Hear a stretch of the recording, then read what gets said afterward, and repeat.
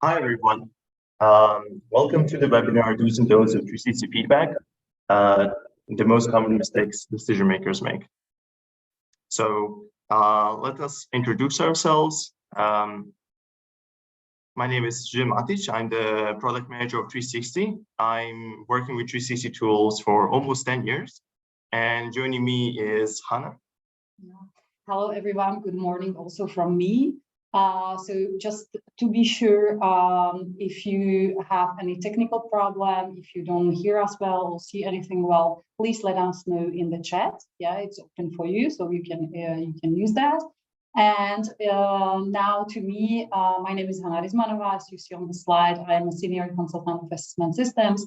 Let's say that my role why I'm here today is that I use 360 with our clients. I am here to consult them and to help them. So I've prepared for you a very interesting case study to show you a very practical case, how we use 360 in a very, let's say, difficult situation and not a typical one for 360.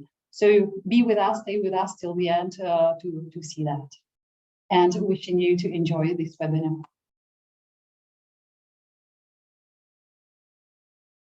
So before we get into the subject, we would like to tell you a few words about our company, what we are providing to our clients, why we are here basically. So Assessment Systems Group is an international HR consulting company. Basically, we provide services, solutions all around the HR, I would say. We are here for more than 20 years. And what is very typical for us that we help companies to discover the talents that they have inside their companies. We help them to find to choose the right talents that they need for their team, and we support them in the development of people, if I should kind of sum it up.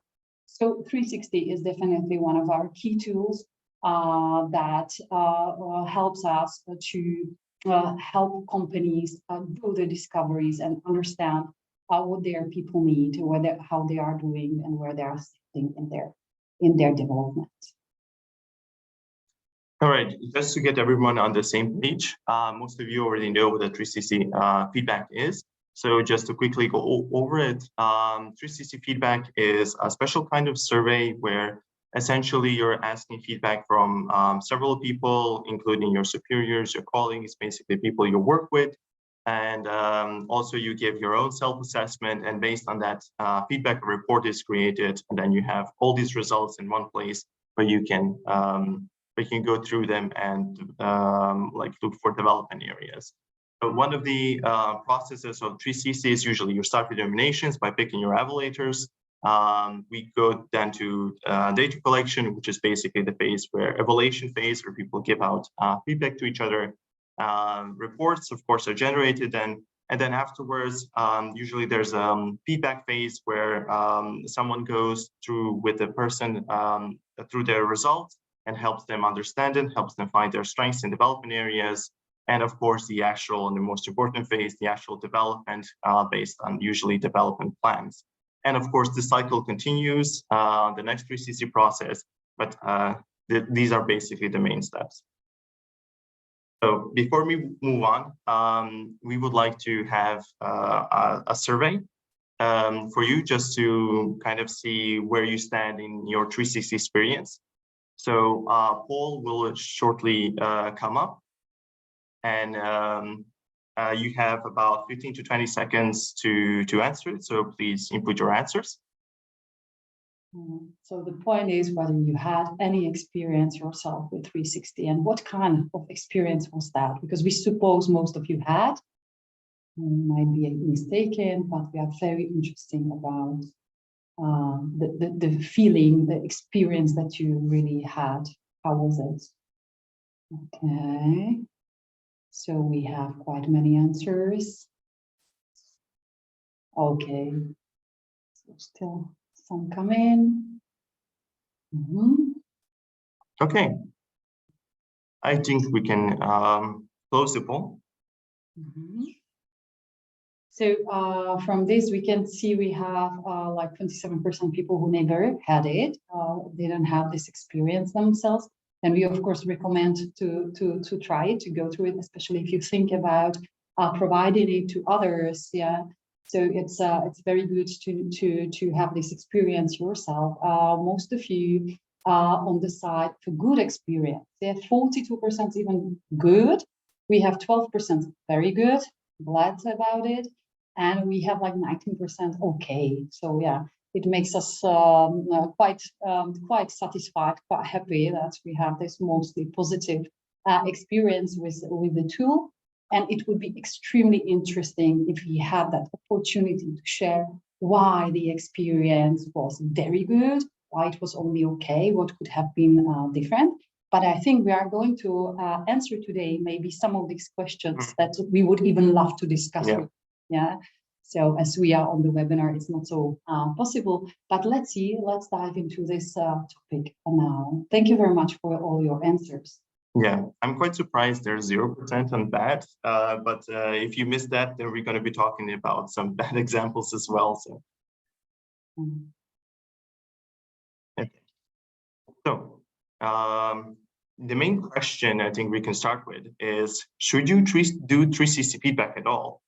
And the answer, the most common answer is, maybe unsurprisingly, is yes, you should do 360, but not in all circumstances. So you should do 360 if you have managers that you want to develop. That's the main use and the most common knowledge use. However, there are other 360 uses that many people don't think in using in these cases. For example, if you're implementing a new competency model in a company and introducing new values, 360 actually can be a good tool to introduce those values formally and have them actually interact with them on a practical level. So this is just one use. And also, if you value a feedback culture, 360 is a very good tool to kind of build that up. On the flip side, there are certain situations where you should absolutely not use 360. And one of those situations is when you don't have the minimal feedback culture ready in your company. And it might seem strange because 360 tool can be used to build up the feedback culture, but at the same time, if you don't have the minimum, you can't really use it. We had one client that we worked with that had this kind of problem, and the 360 results were such that either people were, the companies were actually very, very political. So people were trying to game the system. So on that day, a lot of people have received very nice high scores on one end. And on the other end, they have actually received very, very nasty kind of comments, very direct, unproductive comments. In fact, it was such extremes that the client asked us to kind of rephrase the most nastiest ones and even delete some. So definitely in that perspective, the client was not ready to have a 360. They simply didn't have the culture enough. So just be sure to have that ready. And another main reason where you shouldn't do a 360 is when you don't have time. So rushing a 360 can actually do more harm than good. So just be sure to have enough time dedicated for 360. So that means time for the actual process, which can take up to a month, but usually can be done within 2 weeks. But also, of course, plus development, and also have time for the actual development. So these are the two important factors. Maybe just a little comment when it comes to the feedback culture. We are also helping teams to build the feedback culture through, for example, workshops that are focusing on psychological safety, but also on the rules of a feedback, a good feedback. So we can help you with that eventually. Okay, so just to sum it up, in situations where you have managers to develop, or you introduce a new competency model, or just want to build up the feedback culture, that's when you should do a 360. But definitely don't do a 360 without evaluating if it's the right tool for you. There are many other tools for feedback, so just be sure you're on the right side. Yeah, and again, it's part of our consultancy job to go through that with you, to help you decide whether that's the moment, that's the right tool that you should use now. Yeah, we are also here for this. Yeah. So one other discussion point, very important one, is that managers impact the feedback culture. And one of the common mistakes is this is very much undervalued. So managers form the feedback culture around them in a way that if they are resistant to feedback, many of the times the people that they work with also become resistant to feedback. So especially the subordinates. If a subordinate gives a feedback to a manager and the manager completely ignores it, you can be fairly sure that next time the manager gives feedback to the subordinate, they're less likely to act on it. So it's important that the feedback culture starts with the manager, and they're the ones who usually spread it out. So it's very important to develop it in that sense. One of the things that managers struggle with is actually getting the right feedback.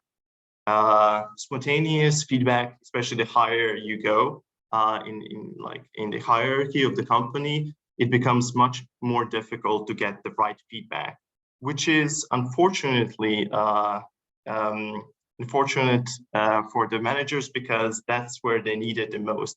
How often do you think a subordinate will stop their superior manager and just ask them, hey Dave, I have a really good feedback for you. I don't like your leadership skills. This is how you improve. Do you have like maybe 30 minutes to talk about it? It's not very likely that this kind of feedback will happen, at least not repeatedly.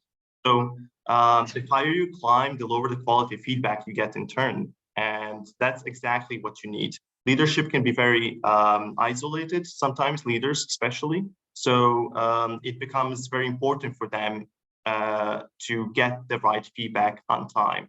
So in order to do that, you cannot rely on spontaneous feedback. This is one of the mistakes that people kind of tend to assume, that feedback will come naturally within the offices, where in fact, especially for the top managers, it has to have some kind of systematic process to collect this feedback. And that process has to be anonymous as well. Otherwise, it won't work. And that's not it. That's not all. You have to also have a follow-up plan to have a plan. What next? It's not enough to just collect the feedback, but have a follow-up plan. So the do's is definitely have a systematic anonymous feedback that make sure evaluators can trust it. It doesn't always have to be 360, but it's just one of the processes that you can use. And don't expect quality spontaneous feedback for leadership. It just doesn't happen in practice. All right. So one other frequent mistake that happens is the lack of communication before the 360 feedback. So a lot of the times clients they want to do a 360 feedback and they rush to do it. And we start the process, and then we get emails like from participants. They say, sorry, I deleted your email. I thought it was spam. Can you resend it? And the reason why they thought this is no one told them about this 360 process. No one explained why it's happening. And they naturally assume when there's a lot of text and someone asks you to click on a link, they don't know where it leads. Even though if it's explained, they tend to kind of not want to do that. So it's very important to explain why the 360 is happening, the purpose of the 360 feedback. Is it for development? Is it for something else? Why we're doing it? And also when does it start? How long does the whole process last? And also what comes afterwards. If you're doing nominations, that means that the assessees pick their evaluators.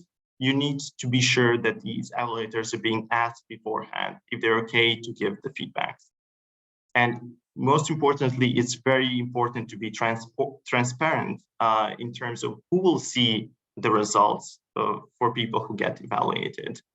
Otherwise, they will be unsure how the results will be used and won't feel very comfortable during the entire process, which can actually affect the quality of the feedback. Yeah. And also, I would like to add that if you want to the results to share them with HR or the superior, the best way to do is first to provide the results to the SSC, yeah, so that they get kind of familiar with the content and it's not any surprise for them. And then it should be up to them rather to go see their boss if they want to discuss it. Yeah, exactly. So the do's is that take the time to prepare communication and be transparent about who will see the report. Usually this is the most boring part of the 360, but it's insanely important to have it in place.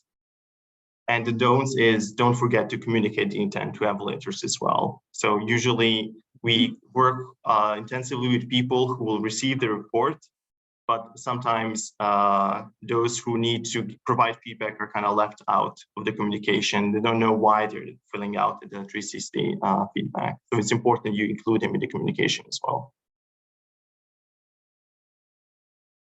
All right. One potentially contentious topic is, do you use 360 for development or do you use it for appraisals of performance? And our stance is that you should mainly use it for development whenever possible. So that's the ideal scenario, and less on performance as a performance indicator. And the reason why is not only will you have better kind of data to work with, more honest kind of data, but also when you use performance, actually 360 is more of an indicator of reputation than actual performance. So it's more tells us a picture of how this person is being perceived by others, how they perceive their behavior rather than the actual performance. So avoid it. You avoid using 360 whenever possible for things like deciding on bonuses, promotions, or at least be prepared that people will game the system very quickly. So if you use it a one-off, it might be fine, but if you use it repeatedly, people will start to understand how the system works and definitely will try and learn how to game it. So the do's here is that you should use it more to development and appraisals. Development is more rewarding for everyone involved. But of course, if you do use for appraisals performance, don't mix and match. That means once you start using it for performance review, you won't be able to go back easily to development, because right now you're dealing with a completely different type of feedback. So going back to development will be extremely difficult.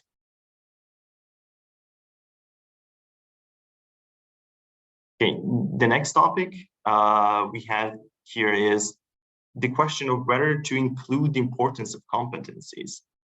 And importance of competencies is a scale that we actually don't see a lot being used in 360, which we think is a huge gap because they provide a lot of additional value. So the importance scale, just to explain how it works, is a very simple additional scale. So once you go through the ratings and you rate the people on several different competencies, you're asked at the end, how would you rate the importance of each of the competencies related to the job, to the person's job position? So how important they are for the actual person doing the job. So for example, you have organizing, you have a scale between least important, not important, to critically important for this person. And the reason why importance is so valuable is because it's tailor-made by design to the person doing the 360.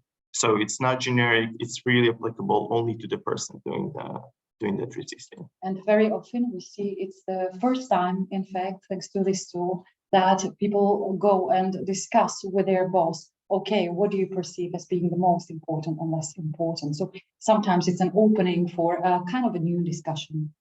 Yeah, exactly. And you can see it happen in practice. This is an example of one result where you can see in red the ratings for superior, 5 is the most important, and ratings for self-assessment, which is in blue. And you can see they're mostly aligned, but in some cases, for example, in communication presentation, there's a huge gap between what these person being evaluated thinks it's the competency supported for their job and what their superior thinks.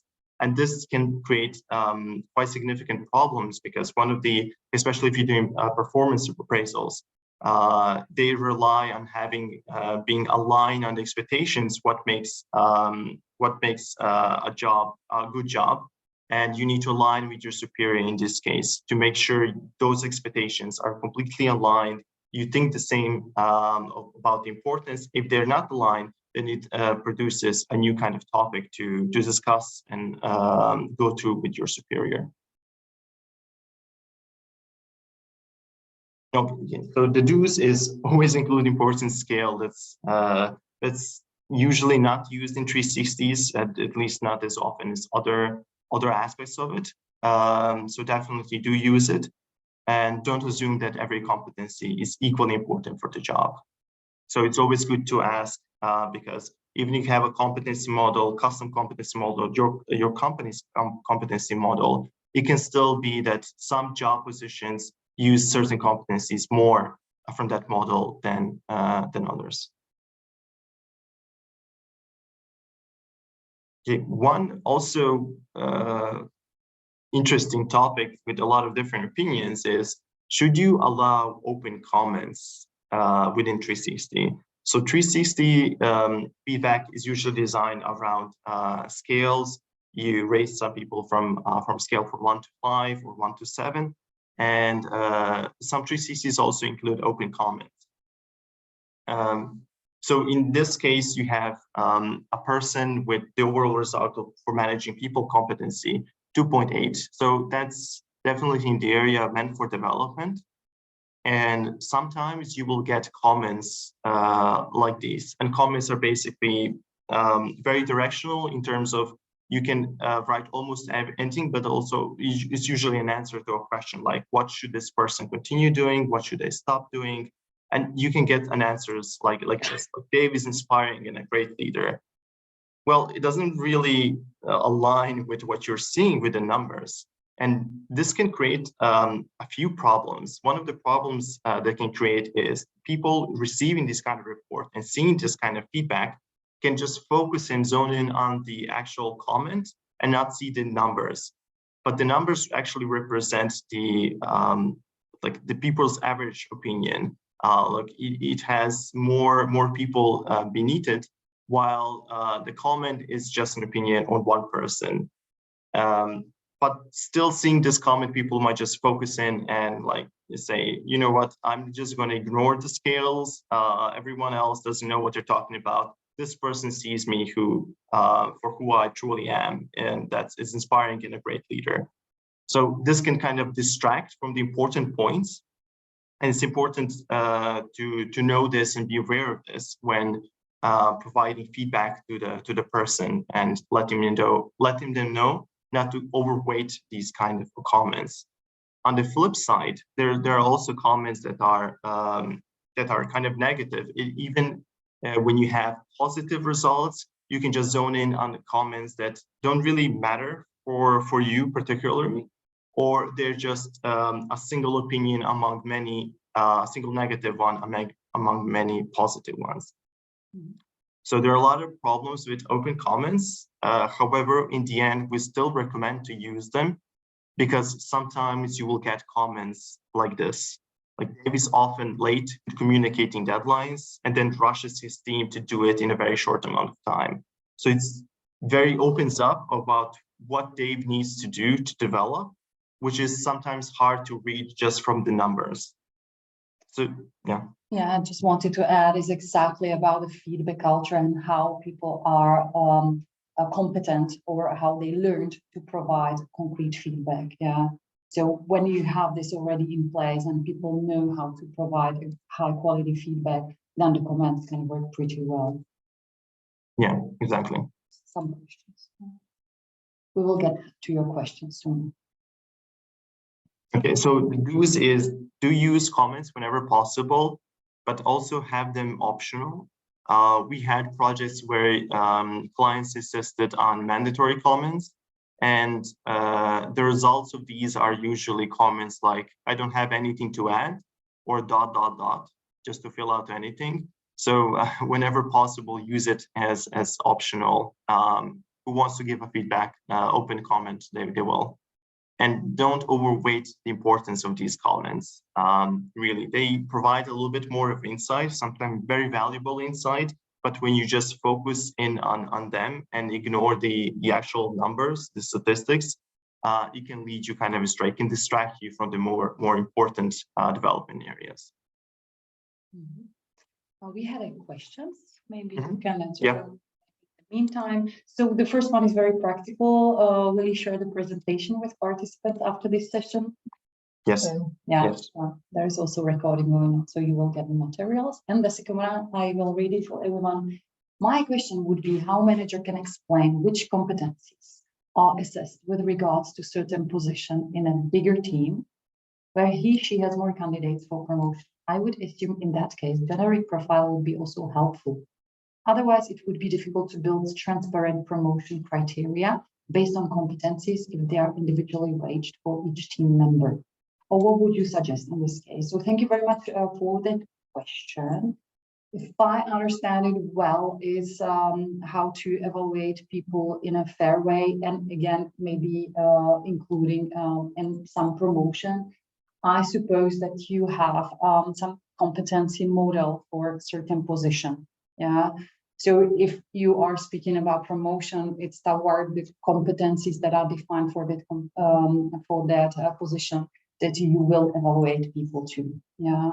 So this is what's crossing my mind. So you definitely have some competency models, or definitely maybe you have some competency model for positions. Yeah. But even when you have one team, you might have different positions and with different expectations that from people. Do you have any other? Yeah. So basically that's it. But we very often see situations when the competency model is only one for the whole company, for example, or for all managers. And the 360 then provides a good space where to maybe sometimes, unfortunately, for the first time to discuss the real importance of each competency for the particular position, because it's not the same if you are manager in sales department, financial department, or in some development laboratory, yeah, for example. So I hope I answered that question as well. Please feel free to bring other questions to the chat. Thank you very much. And let's continue. All right. So I think we're ready for another short poll. So the question is, which role do you think gives the highest ratings? And these answers are superior role, colleagues, subordinate, internal client, external client. Internal clients are people from another department that you work with, but usually not in the same office. And external clients are basically your customers.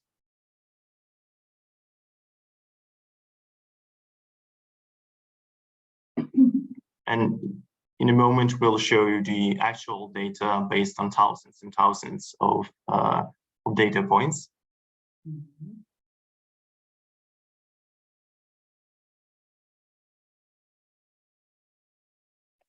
Okay, seems like you have answered. Thank you. All right. So, Hannah, what are your impressions of the answers? It seems correct to me. Yeah, I'm actually quite surprised. A lot of you, most of the answers went to external clients and then to subordinates. And I have to say that is absolutely correct. You have a lot of 360 experience, it seems. So this is basically distribution of scores collected over years and years of 360 feedbacks and done last year, the analysis itself. So you can see the blue one is actually the external clients, and they on average give the highest ratings. And based on your answers, I assume most of you already know the reason. Usually when you involve clients, it's kind of, you involve the ones that you're have a good relationship with. So it's kind of cherry picking your raters. And of course, they're outside of the company, so they're being nice and maybe want to keep that nice discount. So usually these kind of scores tend to inflate the overall 360 results. What about another reason that crosses my mind, like because we take care a lot about external clients and try to provide them the best services so they see the nice part of us. Yes, that is also true.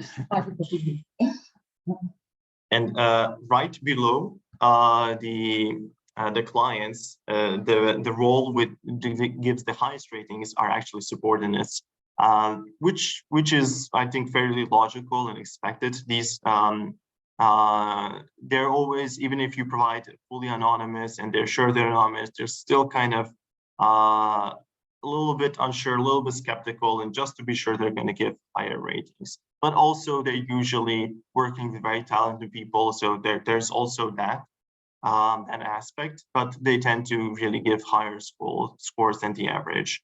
The lowest scores, on the other hand, are given by superiors. So while managers give, the subordinates give their managers really nice scores, it doesn't go both ways. So they give much lower scores. So whenever we have working with a person who receives the 360 report and they have lower scores from superiors, we kind of take it with a grain of salt, because on average they do give much lower scores. And somewhere in the middle, you can find the colleagues and internal clients. They're kind of the most balanced roles. Yeah. So this is the distribution. I know it might be surprising for some, might not be for others, but this is basically what we see for, with a lot of projects happening.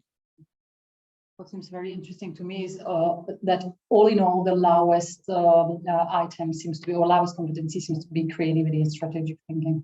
Yeah. Yeah. Interesting.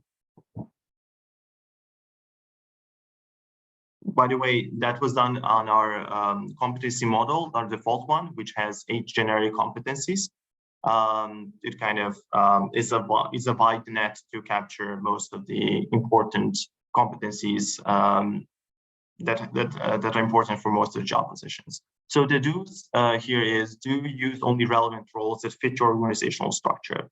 That means if you have multiple types of superior or subordinates, or you call them different names, just be sure to be aligned. And also avoid using the client roles. It really inflates the whole 360. It really makes it more difficult to interpret. So while it's fine if you want to include clients, possibly it's better to have 360 only with clients as that role to get that specific feedback, and then have a separate one for more related to your own company and your own employees.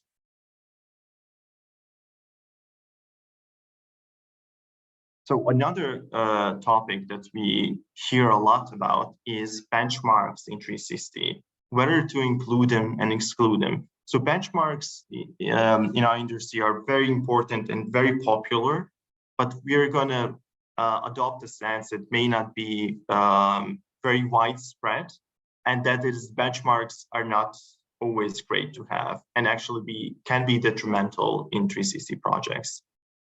But they're not always, and they have some advantages. So the advantages of benchmarks, of course, they provide some point of reference. That's what they do.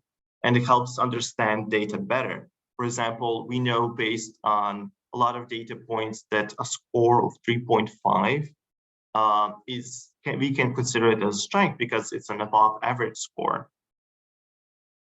And it also allows you to comparison with the entire market. However, it also comes with a few disadvantages. It tends to undermine ratings given by actual people who work with a person and that are rated based on in-company values and expectations. So that means that if you have a person and they evaluate another person and they say, you know what, I think on managing people, this person there's a 4 out of 5.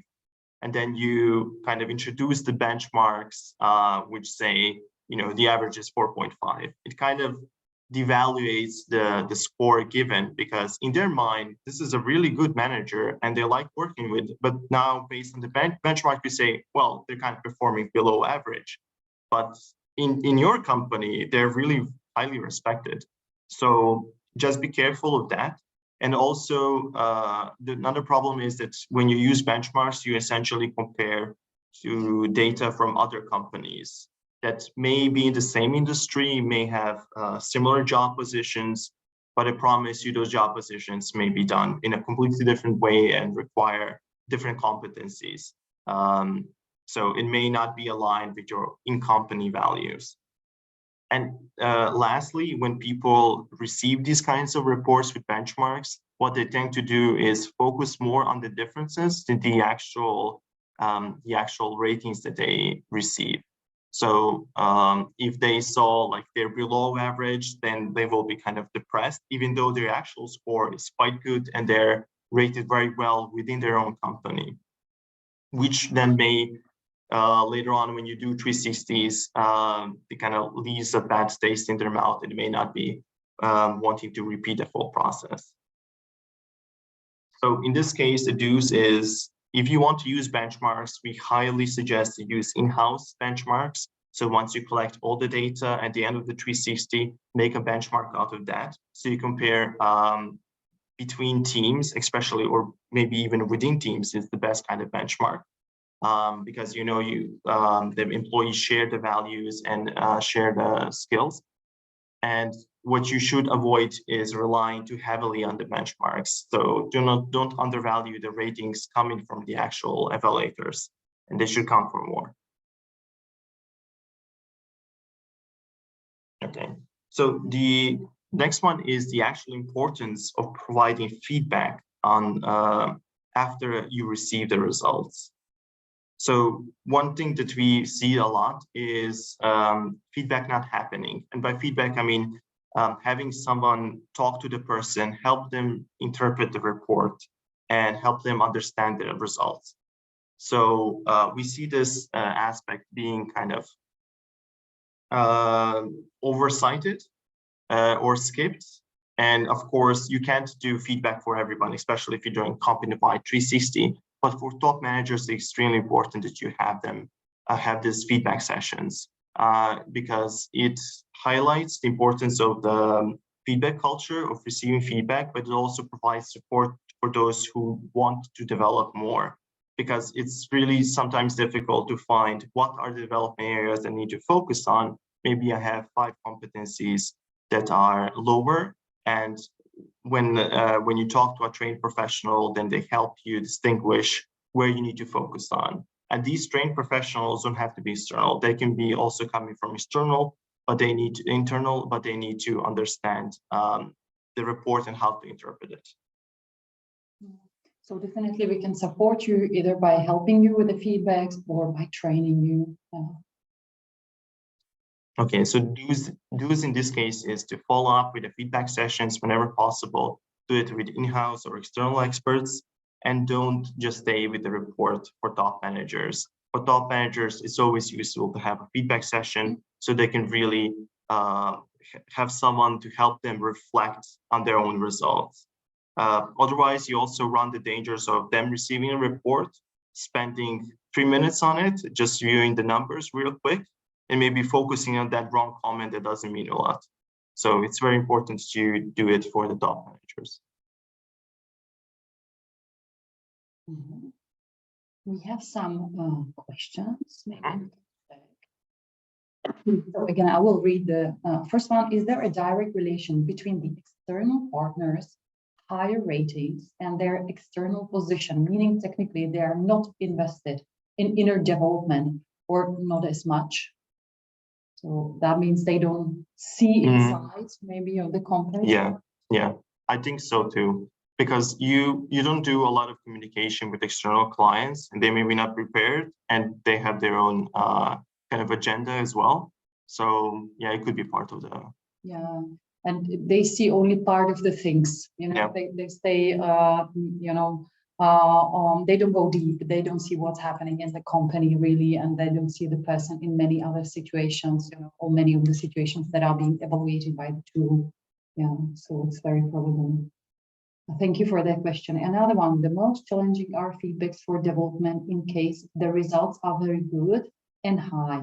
What would be your recommendation? Okay, yeah. so. Yeah. So in this case, when the results are very high, you have to go deeper into the report. So of course you can stay with, oh, this person is perfect, they don't have to develop anything, and that's a fine conclusion to make. However, if you go into actual details, so in the statements that are within each of the competencies, you will find some of the statements that kind of really stand out. So the average might be a 4, but you might find statements in there that are below average rated. And this is an opportunity for development and see if this something is problematic in their job, or or can it be developed? And also, it's better if you have the internal benchmark. Yeah, because some companies, as John said, evaluate in average higher, but you can see some of the differences. So maybe it can also help you if you have such a pool of answers to work with. Okay, so, and I have promised you case study, a concrete example, a real one. And we are going to speak about so-called bad manager. Yeah. So it happens that we are approached by a client that they have problem with some manager, there might be complaints or for whatever reasons. It's like they think there's something going on and they want to understand, they want to move forward with the situation. And the first question is like, oh, shall we in fact do 360 only for that designated bad manager, or shall we do it for more managers, for the whole department, for the whole company? In general, we suggest don't single them out, do it for a group of managers. Yeah, and again, respect all that was said by Sir John in the process. Why? Because as we said, 360 is rather a developmental tool. And not an investigative one. It's not like evaluation connected with some other maybe bonuses or some other important performance activities, and it can harm the reputation of the tool. So next time people will be a bit afraid of the tool, to say it very simply. And also, without having this group going through the 360, you might not have the internal comparison, the benchmark. And it's also a chance to maybe find some unexpected talents, have interesting results about other managers. But there are particular situations in which we might go for that solution with 360. So I'm going to share with you such a situation. Sorry, maybe I'll let you do it. Sorry, just struggling with the notebook. So we had a case in a company that turned to us because they had two bad bosses, in fact, two bad managers. What happened is that there were some information going to HR, reporting also to mother companies through kind of a whistleblowing procedure, complaining about these managers. There was potentially maybe even a breach of internal rules, some suspected deceitful actions toward clients, problem with the trust, maybe integrity, even potential harsh treatment of employees. Yeah, so yeah, many things going on. And the question they were thinking about was like, okay, what shall we do now? Shall we go for an internal audit? Yeah, is that already necessary to be done? Or we try a bit softer way with 360. So we had a lot of discussions around that. In fact, we were a bit afraid to apply the 360 in this case. Please can you click for me? Thank you. As we said, it's not really investigative tool. Yeah, it's not built in such a way.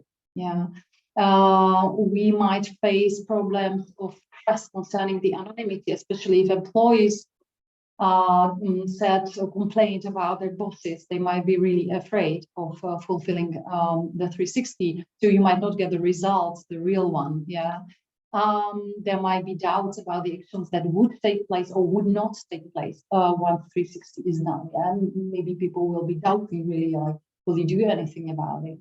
And also the competencies description is very crucial, because it can happen that you will have a very average result, which will not give you any hint. So you have to be very sure about how you build the competencies, and still there's no guarantee that you will get an interesting result that tells you anything. Yeah, because we tend to go toward average. And also you might be missing an internal benchmark. Anyway, because in that situation, there was still an opinion that in case of especially one of the two concerned bosses, there could be still some development done.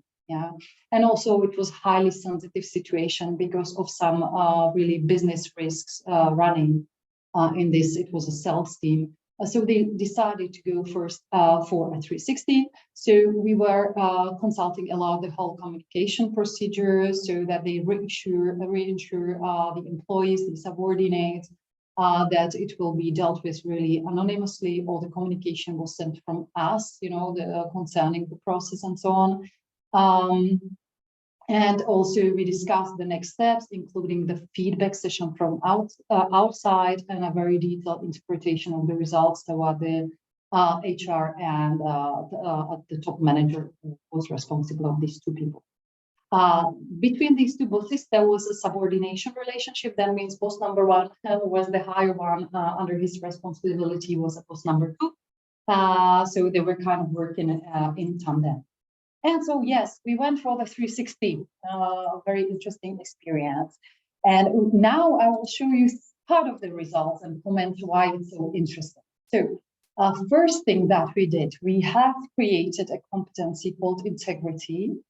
Based on the tools we have, we were able to put together items that really cover the topic of trustworthiness, the trust in general, the ethical behavior, and so on. Yeah? So we kind of introduced a new competency in the model.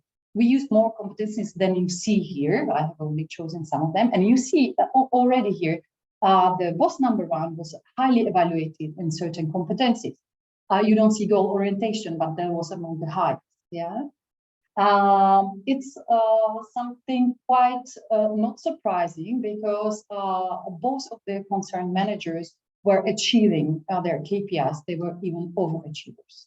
Okay, so we are in the sales department. The results were there. They were very tangible. Okay, but what is very flagrant here, you see the integrity being evaluated 2.5. Integrity, when it comes to managers and the competencies, I think that the most crucial thing, and I suppose we would agree about it, is integrity.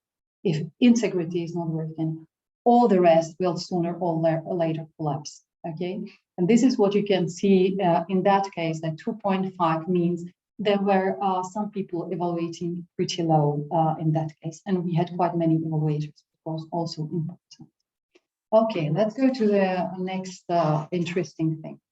On this slide, you can see the result for the boss number one when it comes to his self-assessment, his self-evaluation, that's the blue line, or when it comes to evaluation of others. And yes, you can see it at first sight, there are some important differences.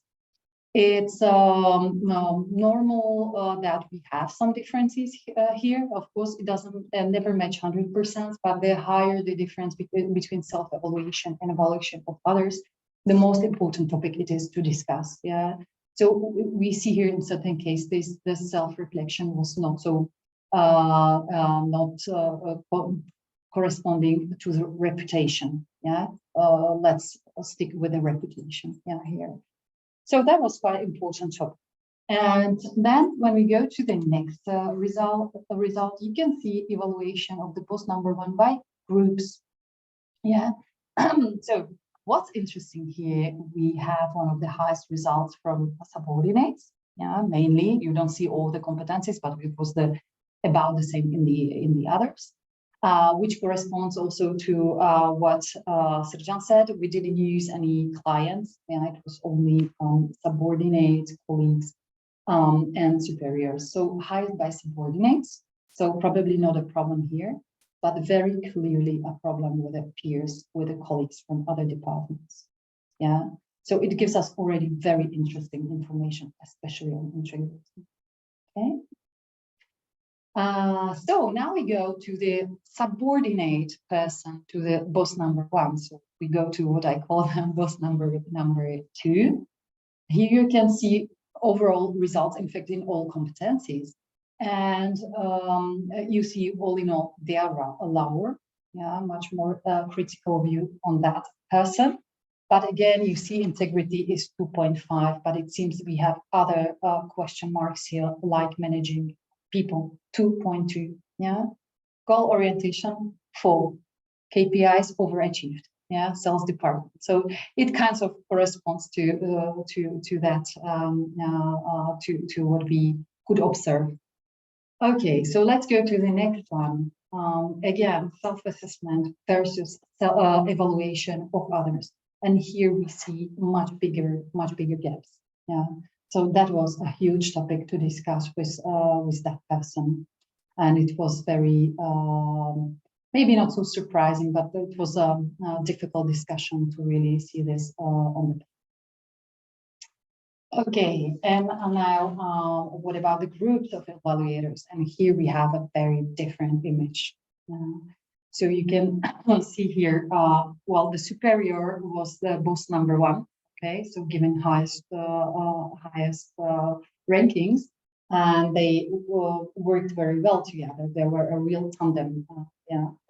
So it was not surprising, rather corresponding to what already HR supposed. We have colleagues here somewhere in between, yeah, but in certain cases with high result, in certain with lower result. But we see very clearly that the ones that are the less satisfied here are the subordinates, yeah, managing people 2.1. Yeah. So yeah, in this case, in fact, the tool provided a little bit what was expected. Yeah, giving a more clear image, giving the numbers to the feelings, to positions that were in the company. The tool also served to a certain extent to the development. Yeah, so in one case they said goodbye, and yeah, that was the person didn't continue. In one case, in fact, the company started to work with that person on the development. Maybe it can be surprising it was the boss number two who had potential, who had clearly lower results that they continued to work with and to develop, but later on that person also left. Yeah, just for you to make the short story complete. So why to use 360 in such a situation? In fact, here it was a very good first check. By the end of the day, it avoided to go through internal audit procedure, yeah, because certain things were just put on the table. It kind of opened the discussion with the people, and yeah, what was very important that the communication that was done prior to this was very clear. The reason was that there are complaints, there are problems going on. Let's first go for 360 and let's see. Yeah. So I think that was that's why also it was quite well managed. They got a differentiated view, so they understood the differences, how subordinates, colleagues, bosses perceived the person. There were no clients, my mistake. Yeah, so they got this differentiated view, which helped them to understand the situation. It can also, in this case, prevent a manipulative complaint, a risk of a manipulative complaint from one or a few people, which also happens. We speak much more about boosting going from the top down, but sometimes we have bottom-up problem, when there is really one or two, three people who can really harm a reputation of someone. So it's also a tool to avoid that. And yeah, we had clear picture of areas for the further development, which were then used. Okay, so far this is from me on that concrete case, and yeah, maybe. So if you have any questions for Hannah, yeah, please write them in the chat. The last topic from our side is a quick one, I would say, is how often should you have 360 feedback? And there are a lot of answers to this, but our answer is to keep it annual and not have it more than 2 times per year. Some would argue that having even 2 times per year is too much, and they could be right. In some cases it is. So definitely the safe spot and the sweet spot is having it 1 per year. We heard some suggest even do it every 2nd year or once in 3 years. But we believe that's too infrequent, maybe for CEOs and top managers who really don't have a lot of time to devote every year, but for everyone else, and keeping it annual really allows it enough time for them to receive the results and actually work on them. But having it more frequent than twice per year leaves very little room for development. What happens is most people will get results, but then don't have enough time to reflect on them. And by the time they actually start to do something, the new 3C is already around the corner. So definitely not have it more than twice per year. So that's all from our side. If you have any questions, please ask them in the chat. Otherwise, you can also ask us on our email address that you can see on the screen, or visit our website for more info about 360 and other assessments that we provide. Mm-hmm. And in the meantime, we have received a very nice comment to, in fact, Joanna's question that we read before, concerning very high results. So regarding this question, we could also maybe consider to discuss future steps with the employee and discuss competencies in a broader perspective outside of the current role could be also an option. Yes, of course. Here we are exactly in the developmental purpose of the tool. And yes, somebody having very high results might be quite ready for another position. So, and usually the 360 feedback brings you to the, look into the future, to some career questions and so on. So yes, thank you for that comment. So is there any other question? Please don't hesitate. We will wait a bit.